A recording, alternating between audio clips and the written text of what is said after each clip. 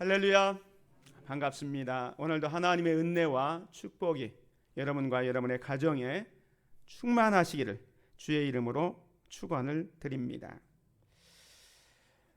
인생에 있어서 가장 중요한 것은 만남입니다.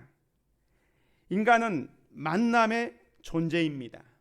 산다는 것 자체가 만난다는 겁니다.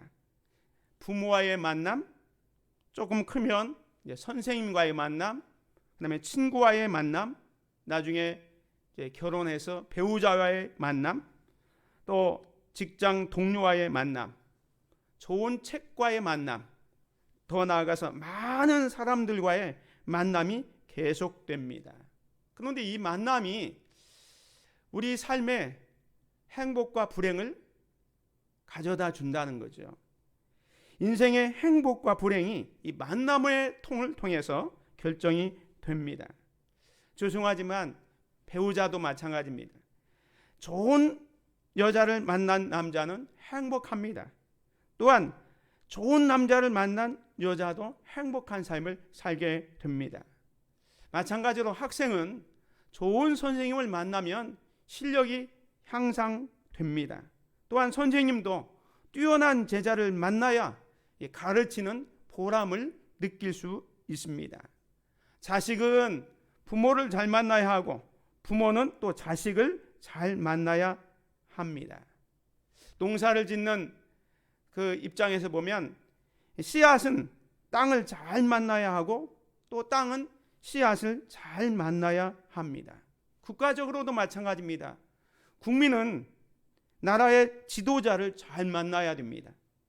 또 지도자는 국민을 잘 만나야 훌륭한 지도자가 될 수 있습니다. 이처럼 인생에서 만남은 모든 것을 결정합니다. 그런데 특별히 인생의 이 변화는 만남을 통해서 시작된다는 것입니다. 우리 삶이 만남을 통해서 모든 것이 이루어지는데 우리 인생의 변화가 누구를 만나느냐에 따라서 우리의 삶의 변화가 시작된다는 것입니다. 특별히 이 세상에 많은 만남이 있지만 가장 중요한 만남은 예수님과의 만남입니다. 그래서 이런 말이 있습니다. 인생의 방황은 예수님을 만나면 끝나고 신앙의 방황은 좋은 교회를 만나면 끝난다.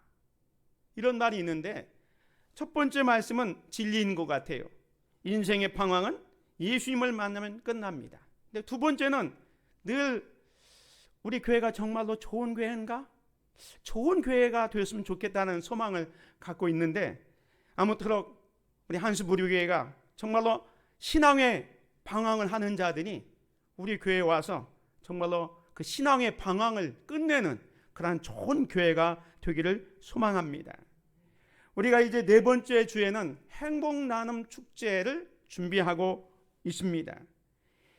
이 축제를 통해서 정말로 많은 사람들이 아직도 예수 그리스도를 모르는 사람들이 예수님을 만나서 인생의 방황을 끝내는 좋은 축제가 되기를 소망합니다. 뿐만 아니라 신앙생활에 방황하고 있는 자들이 있다면 정말로 우리 교회를 통해서 행복한 신앙생활을 하기를 소망합니다. 이런 측면에서 앞으로 몇 주간 동안 이제 10월 24일까지는 3주간 남았는데 그 3주간 동안 예수님을 만난 사람들을 살펴보면서 함께 은혜를 받으려고 합니다. 오늘은 그 첫 번째로 세례 요한이 예수님을 만남으로 어떤 삶의 변화가 있었는지를 살펴보면서 예수님을 만남으로 삶의 변화를 경험합시다. 특별히 예수님을 만난 이 세례 요한의 삶의 변화를 같이 살펴보려고 합니다. 세례 요한은 출생부터 아주 특별하게 출생을 하게 됩니다. 세례 요한의 출생의 기사가 누가복음에 있는데요. 누가복음에 보면 세례 요한의 출생을 이렇게 기록하고 있습니다. 천사가 그에게 이르되 사가랴여 무서워하지 말라.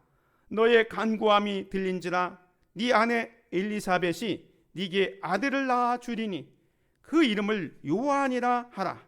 너도 기뻐하고 즐거워할 것이요 많은 사람도 그의 태어남을 기뻐하리니. 요한의 아버지는 스가랴였습니다. 제사장이었습니다. 제사장은 많은 제사장이 있지만 1년에 한 번씩 이렇게 제비를 뽑아서 대제사장이 선발되면 성전에 들어가서 특별한 임무를 수행하게 됩니다. 이 스가랴도 마찬가지였습니다. 다른 일반 제사장들과 같이 제사장 직분을 가지고 있으면서 자기 순번이 되면 이제 성전에 가서 하나님을 섬기고 주의 백성들을 잘 인도하는 그러한 제사장의 사역을 감당하고 있었습니다. 그런데 안타깝게도 이 사가랴와 엘리사벳 가정에 자녀가 없었습니다. 이 당시의 문화로 보면 자녀가 없다는 것은 이건 수치였습니다. 하나님의 특별한 은혜를 못 받았다고 여겨졌습니다. 그래서 사가랴는 늘 성전에 올라갈 때마다 하나님, 우리의 가정에도 하나님의 선물로 자녀를 주십시오. 늘 기도했던 것 같아요. 그런데 어느 날 천사가 그에게 이르되 사가랴여 무서워하지 말라. 너의 간구함이 들린지라. 사가랴의 기도의 응답으로 이제 아내 되는 엘리사벳에게 아들이 낳게 되어지는 겁니다. 그래서 천사가 이제 요한의 이름까지 지어주면서 1년 후에 이 사가랴가 태어나게 됩니다. 이 요한의 출생으로 인해서 너도 기뻐하고 즐거워할 뿐만 아니라 많은 사람도 그의 태어남을 기뻐하게 될 것이다 라고 얘기했습니다. 어린아이가 없는 가정에 어린아이가 출생했으니까 얼마나 기쁘겠습니까? 그런데 이 천사는 여기에서 끝나지 않고 이 어린아이가 앞으로 어떤 삶을 살 것인지를 계속해서 이야기합니다. 누가복음 1장 15절에 보면 이는 그가 주 앞에 큰 자가 되며 포도주나 독한 술을 마시지 아니하며 모태로부터 성령의 충만함을 받아 이스라엘 자손을 주 곧 그들이 하나님께로 많이 돌아오게 하겠습니다. 그가 또 엘리야의 심령과 능력으로 주 앞에 먼저 와서 아버지의 마음을 자식에게 거스리는 자를 의인의 슬기에 돌아오게 하고 주를 위하여 세운 백성을 준비하리라. 이 세례 요한이 앞으로 어떤 삶을 살 것인지를 그 부모들에게 이야기해 주고 있습니다. 어떤 삶입니까? 그가 이제 앞으로 태어날 이 어린아이는 주님 앞에서 큰 자가 될 것이다. 그리고 포도주나 독한 술을 마시지 않을 것이다. 이 포도주나 독한 술을 마시지 않는다는 것은 구약의 민수기에 나오는 나실인의 삶, 거룩한 삶을 살 것을 예고하고 있습니다. 뿐만 아니라 모태로부터 성령이 충만한 자녀다라고 이야기해 줍니다. 그가 하는 일은 뭡니까? 16절에 보면 이스라엘 자손을 주 곧 그들의 하나님께로 많이 돌아오게 하겠습니다. 이스라엘 자손을 하나님께로 돌아오는 그 일을 사역을 한다는 겁니다. 그런데 특별히 그가 또 엘리야의 심령과 능력으로 주 앞에 먼저 와서, 여기 주는 메시아를 말합니다.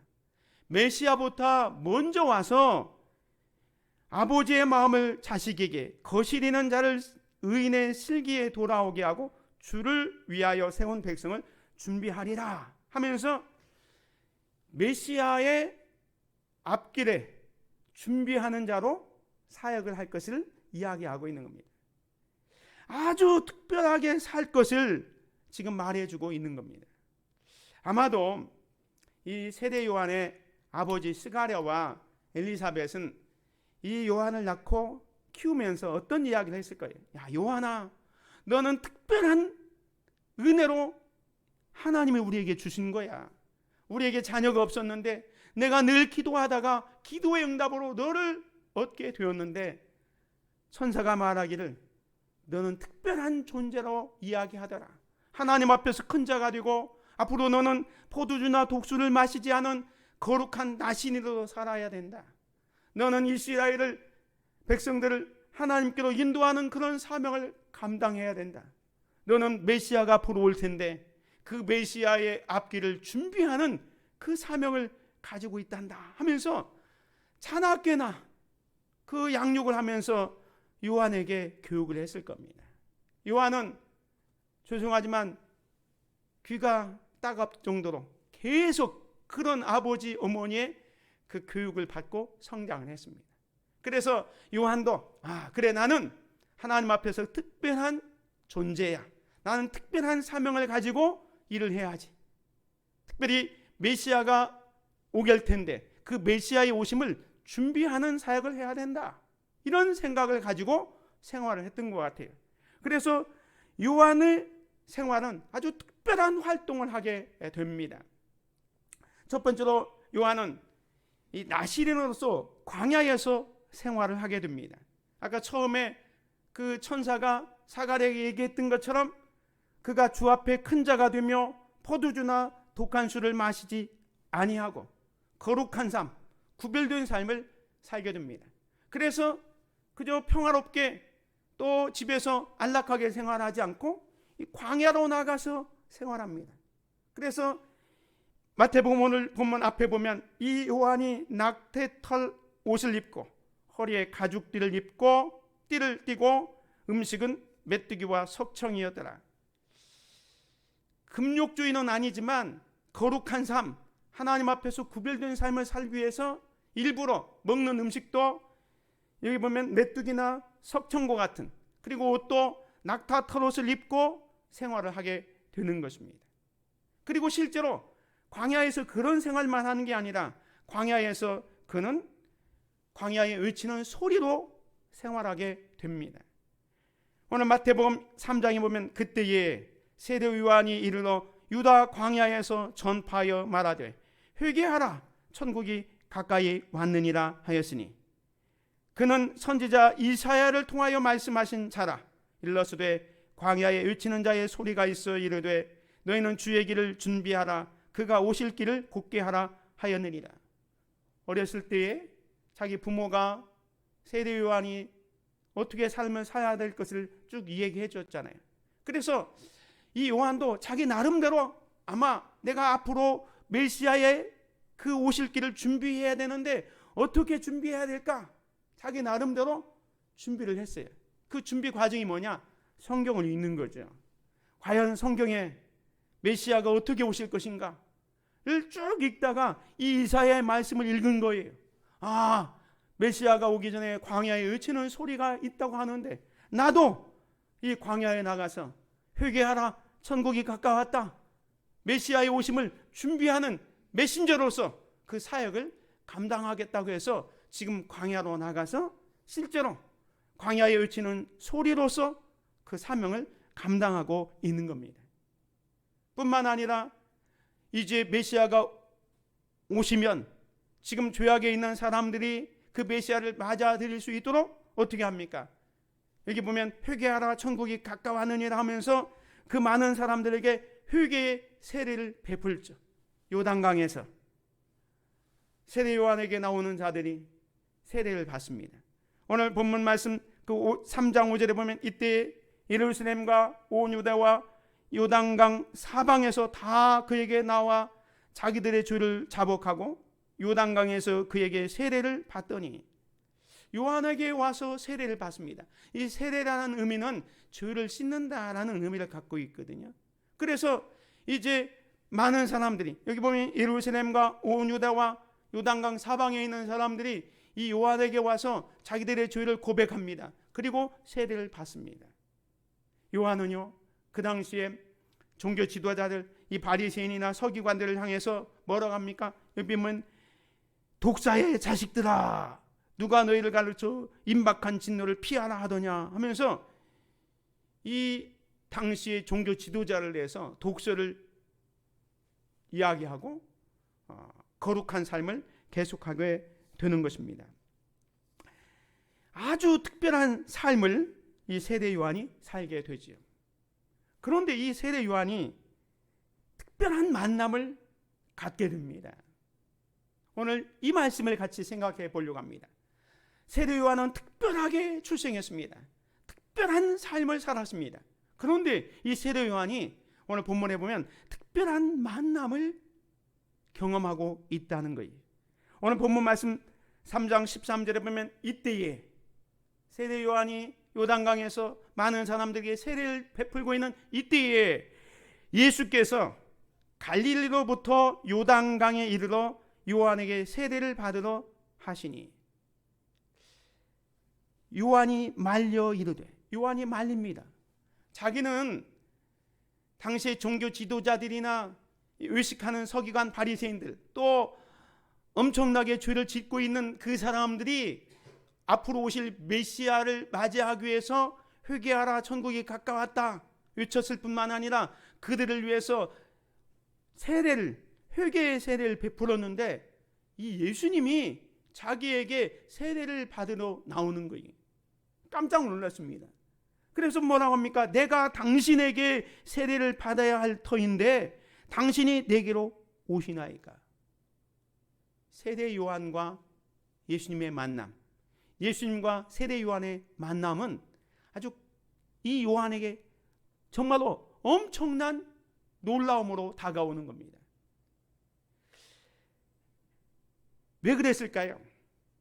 세례 요한은 앞으로 오실 메시아가 어떤 분인지를 아까 말씀드린 것처럼 연구했습니다. 자기는 메시아를 준비하는 자로서, 광야에 외치는 자의 소리로서 메시아보다 자기가 먼저 와서 그 메시아의 오실 길을 준비하는 자이기 때문에 메시아가 누군지를 자기 나름대로 연구를 했던 거예요. 그런데 이 세례 요한이 예수님을 만나는 순간 자기의 선입견이 완전히 달라지게 됩니다. 자기가 연구했던 메시아와 지금 만나는 예수님과는 전혀 다른 모습으로 자기에게 다가오는 거예요. 그래서 깜짝 놀랐습니다. 근데 예수님께서 대답하여 이르시되 이제 허락하라. 우리가 이와 같이 하여 모든 의를 이루는 것이 합당하니라 하시니 이에 요한이 허락하는지라. 자기가 가지고 있던 메시아 관이 완전히 깨졌어요. 아마도 요한은 앞으로 오실 메시아는 왕으로 올 거라고 생각했던 것 같아요. 그런데 자기가 만난 메시아 예수님은 왕이 아니었습니다. 앞으로 오실 메시아는 심판주로 오실 거라고 생각했는데 그렇게 심판의 주로 오시는 것이 아니라 아주 평범하게 겸손하게 자기에게 세례를 받으러 오시는 분으로 만난 거예요. 그러니까 요한은 이 예수님을 만나는 순간 깜짝 놀랄 수밖에 없는 거예요. 그래서 내가 당신에게 세례를 받아야 할 터인데 당신이 내게로 오시나이까? 세례를 못 주겠다고 거부하는 겁니다. 근데 예수님께서 아니다. 이제 허락하라. 우리가 이와 같이 하여 모든 의를 이루는 것이 합당하다 말씀하시니까 예수님의 말씀에 거부하지 않고 요한이 허락하고 있습니다. 예수님과의 만남이 깜짝 만남이었고 요한에게는 놀라움을 가져다 주었습니다. 뿐만 아니라 이 세례를 베풀 때 요한은 하늘의 음성을 듣습니다. 오늘 본문 말씀 16절에 보면 예수께서 세례를 받으시고 곧 물에서 올라오실새 하늘이 열리고 하나님의 성령이 비둘기같이 내려 자기 위에 임하심을 보시더니 하늘로부터 소리 있어 말씀하시되 이는 내 사랑하는 아들이요 내 기뻐하는 자라 하시니라. 그 요단강에서 예수님에게 세례를 베풀고 있는데 세례를 마치고 예수님께서 물에 올라가는데 갑자기 하늘이 열리고 하나님의 성령이 비둘기같이 내립니다. 그리고 하늘로부터 큰 소리가 있어 이는 내 사랑하는 아들이요 내 기뻐하는 자라 라는 음성이 들려올 때 세례 요한은 확신하게 됩니다. 야, 이분이 내가 기다렸던 또 우리 민족이 기다렸던 메시아 구세주구나 라는 것을 깨닫게 되는 것입니다. 그래서 어떻게 합니까? 그 이튿날 이제 이 세례 요한은 자기 삶이 완전히 변화되었습니다. 지금까지는 메시아를 준비하는 자로서 메신저로서의 삶을 살았잖아요. 그런데 이 메시아 되신 예수님을 만났기 때문에 지금까지는 앞으로 메시아가 오신다, 오실 메시아를 준비하기 위해서 우리는 죄를 고백하고 회개해야 된다, 이런 메시지를 전했다면 이제 이 세례 요한은 예수님을 만났잖아요. 그래서 그 예수님을 이제 직접 전하게 됩니다. 요한복음 1장 29절에 보면 이튿날 요한이 예수께서 자기에게 나아오심을 보고 이르되 보라, 세상 죄를 지고 가는 하나님의 어린 양이로다. 나도 그를 알지 못하였으나 나를 보내어 물로 세례를 베풀라 하신 그이가 나에게 말씀하시되 성령이 내려서 누구 위에든지 머무는 것을 보거든 그가 곧 성령으로 세례를 베푸는 이인 줄 알라 하셨기에 내가 보고 그가 하나님의 아들이심을 증언하였노라 하니라. 세례 요한도 처음에는 메시아에 대해서 준비하고 앞으로 오실 메시아에 대해서만 이야기한 겁니다. 그런데 예수님을 만나고 예수님에게 세례를 베푸는 순간 하늘의 성령이 예수님에게 임하고 하늘에서 음성이 들려오는 그 메시지를 듣고 이분이 진짜 우리가 기다렸던 메시아구나 깨닫게 되는 거예요. 그래서 이제는 사람들에게 보라, 세상 죄를 지고 가는 하나님의 어린 양이다, 이 메시지가 바뀌게 된 거예요.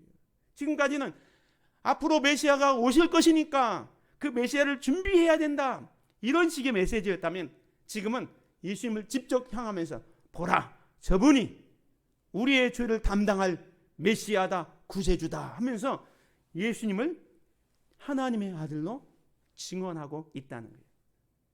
예수님을 만남으로 말미암아 세례 요한은 놀라운 변화가 생겨졌고 그의 삶에 큰 전환점이 된 것을 보게 됩니다. 이것으로 끝나지 않습니다. 이 요한은요 35절에 보면 또 이튿날 요한이 자기 제자 중 두 사람과 함께 섰다가 예수께서 건의심을 보고 말하되 보라, 하나님의 어린 양이로다. 두 제자가 그의 말을 듣고 예수를 따르거든.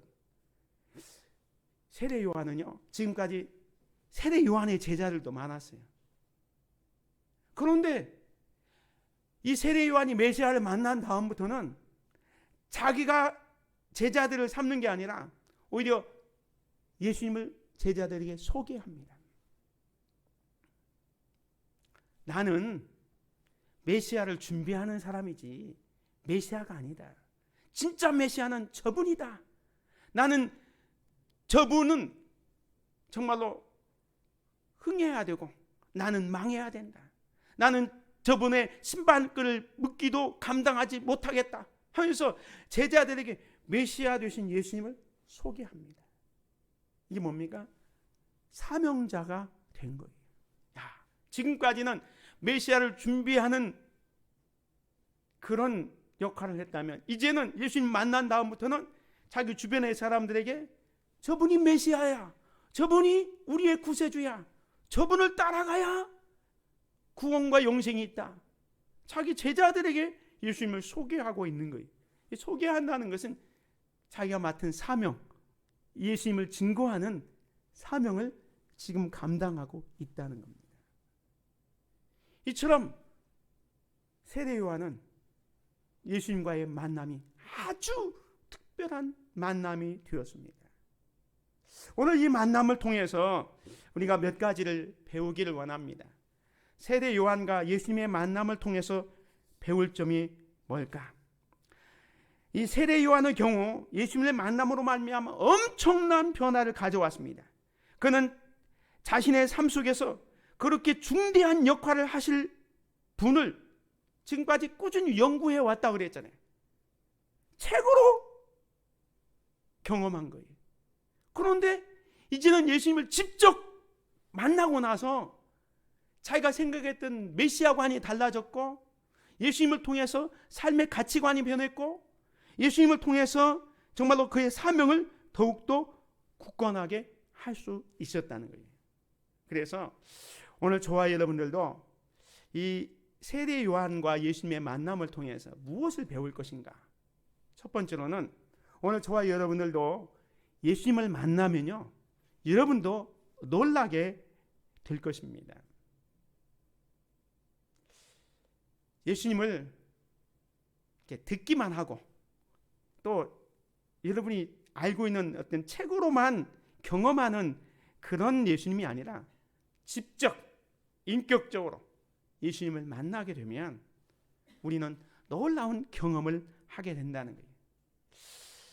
우리가 보통 누군가를 만나기 전에 그 사람은 이럴 것이다 이런 생각을 하고 만나는 경우가 있습니다. 근데 정작 만나면 자기가 평상시에 생각했던 그 사람과 좀 다를 수가 있습니다. 어떤 때는 자기가 생각했던 그 사람은 정말로 좋은 사람이라고 생각했는데 만나보니까 형편없는 사람일 수도 있고, 또 평상시에 그 사람은 이럴 것이라고 생각했는데 만나보니까 자기가 생각하는 것보다 훨씬 더 인품이 훌륭하고 정말로 훌륭한 사람을 만날 수도 있는 거예요. 지금 세례 요한도 마찬가지였습니다. 예수님이 어떤 분인가에 대한 그 세례 요한의 생각, 선입견이 있었어요.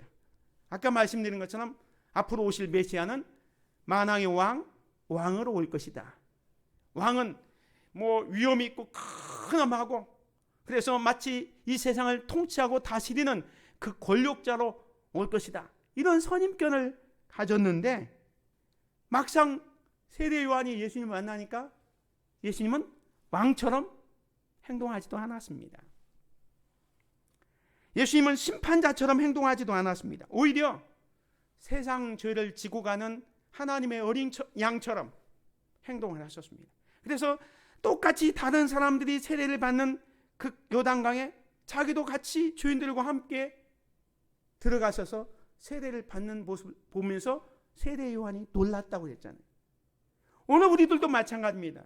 오늘 우리가 예수님을 직접적으로 만나게 되면 예수님의 성품에 대해서 아마 여러분 놀라게 될 거예요. 여러분이 알고 있는 것 이상으로 예수님은 더 훌륭하시고 더 인품이 높으시고 내가 생각한 이상의 예수님을 경험하는 순간 예수님은 이런 분이셨구나에 대한 놀라움이 생기게 될 것입니다. 또한 어떤 분은 예수님의 사명에 대해서 놀라움을 맛보게 될 것입니다. 예수님은 낮은 자의 몸으로 이 땅에 오셔서 섬기는 자로 오셨습니다. 예수님께서 말씀하셨죠. 세상의 모든 사람들은 섬김을 받기 위해 왔지만 나는 섬기려 왔다. 많은 사람의 목숨을 구원하기 위해서 대속자로 왔다 말씀합니다. 그런 예수님을 만나는 순간 우리는 내가 만난 이 예수님이 이런 분이셨구나 라는 생각을 통해서 우리가 가지고 있던 모든 선입견이 산산조각이 날 것입니다. 뿐만 아니라 그분은 죄인들을 향해서는 여린 마음을 갖고 있지만 종교 지도자들을 향해서는 아주 강하게 외식하는 자들아 하면서 막 바리새인들과 서기관을 꾸짖죠. 그리고 세상의 권력자들에 대해서 전혀 아부하지 않고 오로지 하나님 나라와 하나님의 의를 위해서 살아가는 모습을 보면서 놀랄 것입니다. 또한 여러분이 예수님을 직접적으로 경험함을 통해서 여러분의 삶을 위로해주고 격려해주고 또 여러분의 삶을 인도해 주시는 그런 것을 보면서 여러분은 예수님의 그 사랑에 또한 깜짝 놀라게 될 것입니다. 그럴 때에 세례 요한이 그랬던 것처럼 여러분들도 그 예수님의 모습에 거부감을 나타내지 마시기 바랍니다. 아까 예수님께서 세례 요한이 내가 당신에게 세례를 받아야 될 텐데 나에게 오시나이까 했을 때 거부했잖아요. 근데 이제는 허락하라 할 때 요한이 허락한 것처럼 오늘 우리들도 우리가 생각했던 전혀 다른 예수님의 모습일지라도 거부감을 갖지 않고 그분을 맞아 들이시기를 바랍니다. 그럴 때 그분과의 아름다운 교제가 계속되게 될 것입니다. 두 번째로 예수님과의 만남은 여러분을 변화시킬 겁니다. 세례 요한이 예수님 만나기 전에는 아까 말씀드린 것처럼 예수님에 대한 그런 어떤 선입견이 있었습니다. 앞으로 오실 메시아는 이럴 것이다, 이런 분일 것이다. 나는 그 선입견이 있었지만 그 선입견, 깨달음에 대한 변화가 왔어요. 아, 내가 잘못 생각했구나.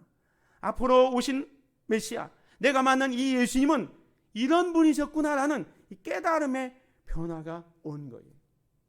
오늘 우리들도 예수님을 진정으로 만나게 된다면 예수님에 대한 나의 선입견이 깨지고 새로운 깨달음의 변화, 다시 말해서 예수님을 점점 더 깊이 알아가면 알아갈수록 예수님의 그 사랑과 여러분의 믿음은 점점 더 커지게 될 것입니다.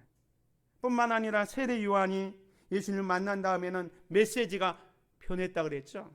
앞으로 메시아가 올 것이다, 회개를 하고 메시아를 준비하자, 이런 메시지에서 저분이 바로 메시아다, 저분이 바로 세상죄를 지고 가는 하나님의 어린 양이다, 이 메시지가 달라졌잖아요. 여러분도 마찬가지입니다. 예수님을 그냥 피상적으로 할 때와 실제적으로 경험하고 인격적으로 경험했을 때의 그 예수님을 만나면, 그래서 예수님을 깊이 알면 알수록 여러분의 입에서 나오는 메시지는 달라지게 될 것입니다. 더욱더 확신이 있고 더욱더 담대하게 이 예수를 믿어야 됩니다. 이 예수님이 나의 삶의 모든 문제를 해결해 주셨습니다. 여러분의 삶의 모습도 달라지고 여러분의 입에서 나오는 메시지도 달라지게 될 것입니다. 사랑하는 성도 여러분, 여러분이 예수님을 만났을 때에 언제 예수님을 만났습니까? 만약에 여러분이 낙심 가운데서 예수님을 만났다면 여러분은 예수님이야말로 온유하고 사랑이 풍성하신 분이야, 내가 낙심 가운데 절망 가운데 있을 때 나를 만나 주셨어 하면서 지금 낙심하고 절망한 자들에게 당신도 이 예수님을 만나시기를 바랍니다, 선포할 수 있습니다.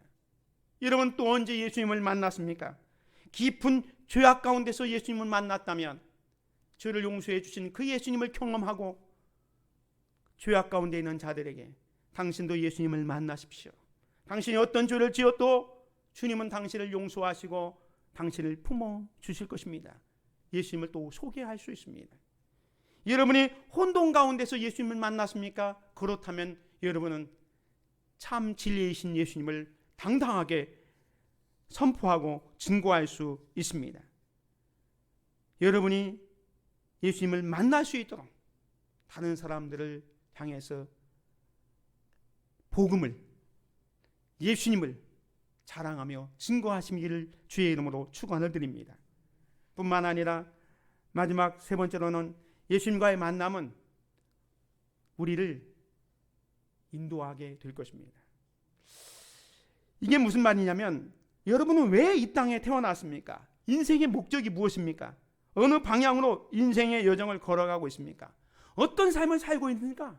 삶의 목적을 분명히 해줄 수 있다는 거예요. 지금까지 세례 요한은 메시아를 앞길을 준비하는 자로 살아왔습니다. 그런데 메시아 되신 예수님을 직접 만나고 나서는 그의 삶의 방향이 달라졌어요. 이제는 메시아를 직접 증거하고 예수님에게 사람들을 소개시키는 그런 역할을 하게 된 거예요. 그래서 그의 삶은 하나님의 뜻을 위한 삶으로 살게 됩니다. 아마 세례 요한은 광야에서 계속해서 설교를 했을 거예요. 그 설교를 하면서도 기쁨이 느꼈을 거예요. 왜?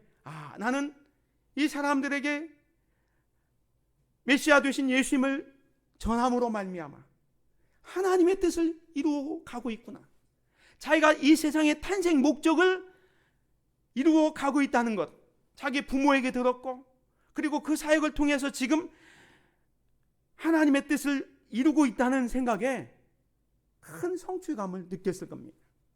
사랑하는 성도 여러분, 하나님께서 여러분을 이 세상에 보내신 목적이 뭘까요? 하나님께서 여러분을 우리 한수목교육에 참석해서 출석해서 신앙생활을 하게 하신 목적이 뭘까요? 하나님의 분명한 목적과 뜻이 있을 겁니다. 우리가 먼저 예수 그리스도를 인격적으로 만나고 우리의 삶이 변화된다면 주님은 우리의 삶도 하나님의 선하신 방향으로 이끌어 가게 될 것입니다. 중요한 것은 시간이 없지만 몇 가지 말씀드리겠습니다. 어떻게 하면 이 예수님을 만날 것인가? 어떻게 하면 이 예수님을 만날 것인가? 이 예수님을 만나야 되는데 어떻게 하면 만날까? 첫 번째로 기도로 여러분을 소개하십시오. 우리가 누구를 만나면 나는 이런 사람입니다. 이렇게 서로 이렇게 짧게 주고받는 얘기를 하는 것처럼 오늘 우리가 예수님을 만날 때도 여러분 자신을 예수님에게 소개하는 것이 필요합니다. 예수님, 저는 예수님과 교제하고 싶습니다. 이렇게 말하십시오. 어떻게 교제해 나갈지 모르지만 기꺼이 배우겠다고 고백하십시오. 처음에는 마치 허공에 외치는 것처럼 느껴져서 어색할지 모르지만 우리가 이렇게 고백할 때 하나님은 우리의 기도를 들으시고 있다는 사실을 믿으시기 바랍니다. 내가 주님과 교제하기를 원합니다. 주님을 진짜 인격적으로 만나기를 원합니다. 이런 고백이 필요합니다. 그리고 예수님에 대해서 배워야 합니다. 예수님을 배우는 방법은 바로 성경입니다. 성경은요, 예수님이 어떤 분인지, 그분이 우리에게 원하시는 것이 무엇인지를 알려줍니다.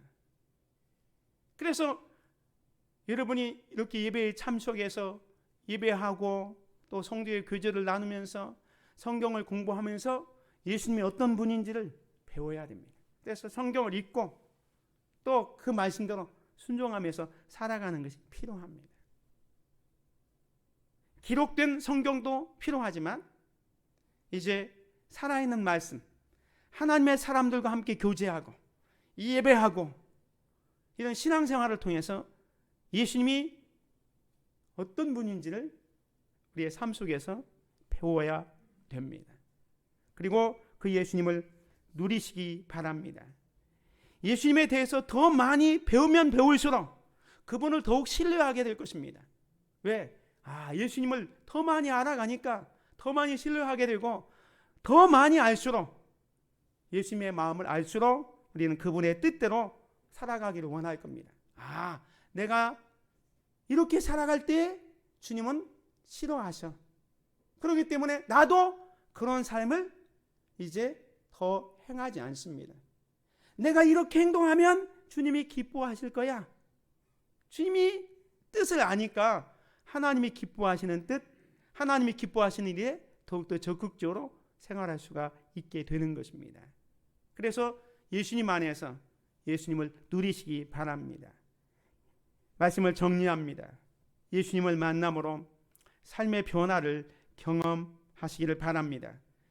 예수님을 인격적으로 우리가 만나게 되면 예수님에 대한 선입견이 깨어지는 놀라움이 있게 될 것입니다. 또 예수님을 알아가면 알아갈수록 더욱더 예수님을 사랑하게 될 것입니다. 예수님을 알아가면 그 예수님의 만남을 통해서 우리가 앞으로 어떻게 살아가야 될지 사명도 더욱 굳건하게 될 것입니다. 이런 만남을 통해서 정말로 삶의 변화를 경험하는 귀한 성도들 되시기를 주님의 이름으로 축원을 드립니다. 은혜로우신 아버지 하나님 감사합니다. 오늘도 말씀을 통해서 세례 요한이 예수님을 만남으로 말미암아 어떤 삶의 변화가 있었는지를 통해 우리도 예수님을 인격적으로 만남으로 말미암아 예수님을 더욱더 깊이 알아가고 더욱더 사랑하고 우리의 사명도 더욱 굳건해지는 삶을 살아가기를 원합니다. 이런 만남을 통해서 우리의 신앙이 더욱 깊어지고 성장해 갈 수 있게 하옵소서. 예수 그리스도의 이름으로 기도드립니다. 아멘. 찬송 421장